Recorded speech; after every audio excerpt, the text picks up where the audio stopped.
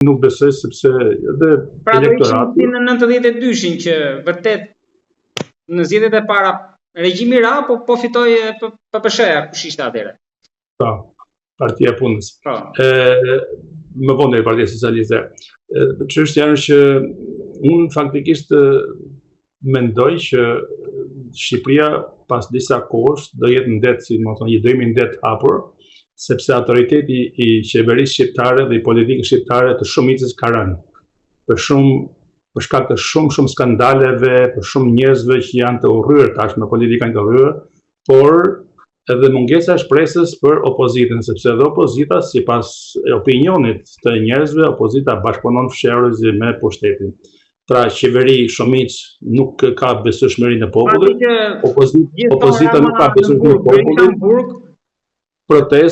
Protesta nuk është se ka një autoritet, një komision drejtues, njerëz që janë të autorizuar nga populli, dhe kemi një problem tjetër akoma më të madh që thjesht që dolem protestojmë ne dhe fitojmë, nuk do thotë që ne jemi automatikisht të gatshëm të marrim pushtetin ose na atakon pushteti, për arsye se pushteti kalohet me votë.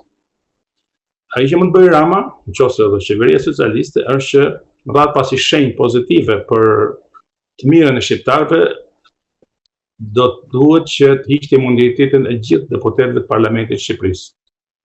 Unë e di që është rast ideal, që nuk e bën, por kjo është një shenjë e mirë për të thënë që shikoj, ne nuk kemi çfarë për të fshehur, pastaj një shenjë tjetër, hajde të bëjmë zgjedhje të reja.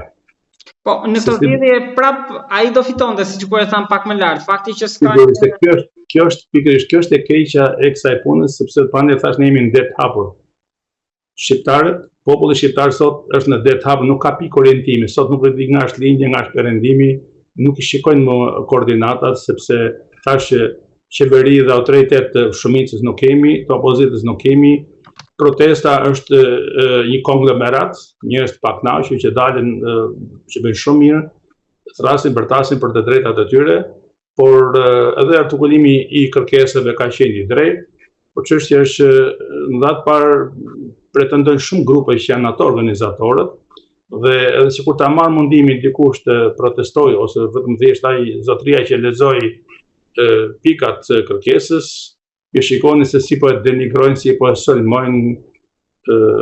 Çudia më e madhe është shumica ose kjo parti me që është në pikë të hallit, dikush thotë që janë spion të Iranit, dikush të Serbisë, dikush të Greqisë, dikush të Italisë, kështu që edhe Rama kuptoi që në pikë të hallit, që ne mund të shkon deg me fantazia të shkon kaq larg sa thotë që shqiptarët po protestojnë nga inati kundër Trumpit.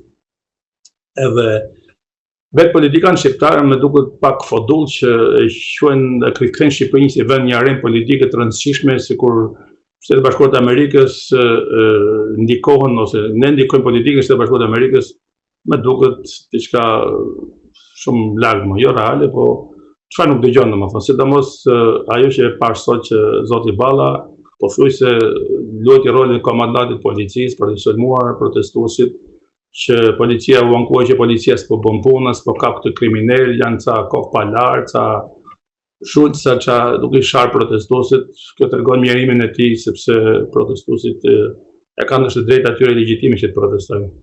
Nëse presidenti Pordo nuk shkatrua, po nuk kthyen dhunë, pse të mos përshëndeshë ai kushtetuta këtë drejtë. Nuk mora një përgjigje për atë që presin një pjesë e protestuesve. Pra, ju mendoni si përfundim se do të ketë një reagim më të fortë nga ndërkombëtarët apo duhet ta zgjidhin gjithçka vetëm mes tyre shqiptarët?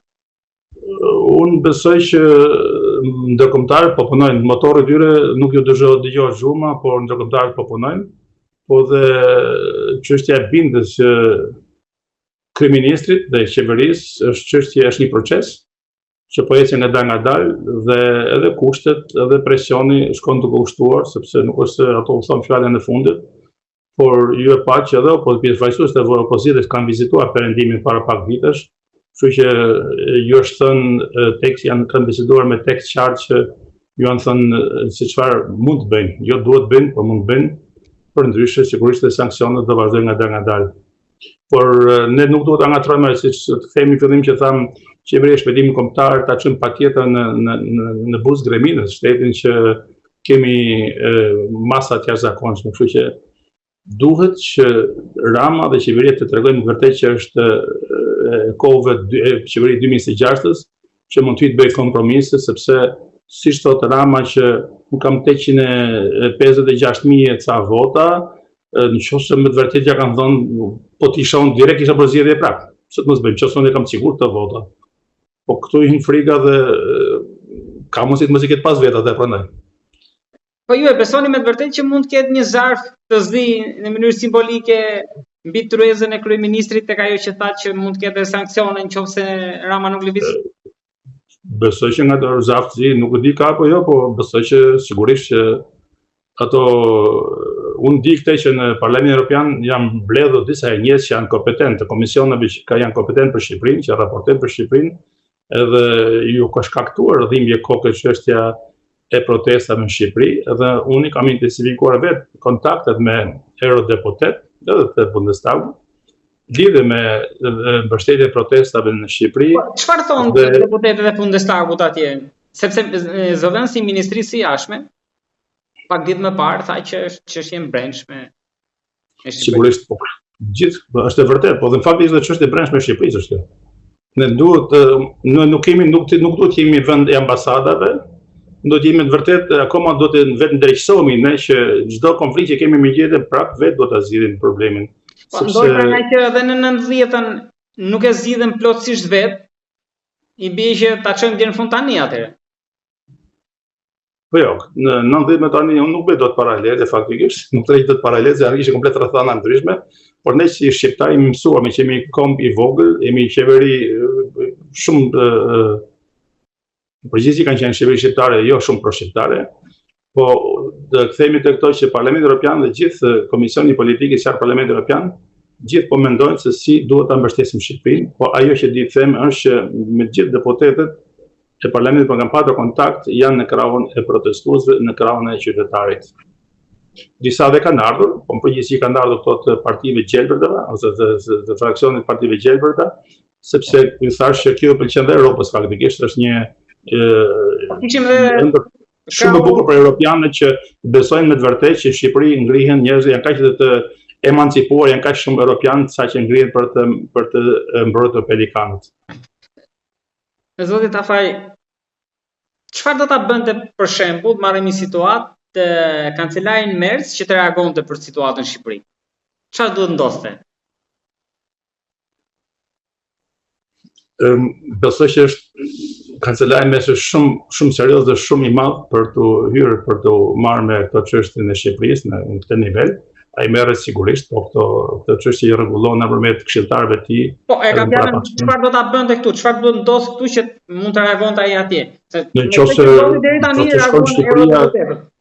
Nëse Shqipëria shkon në prag një lufte civile, sigurisht që do ndërhynte, se atëherë do ketë do jetë dëgjonte me grusht tavolinë, se çfarë po ndodh këtu, po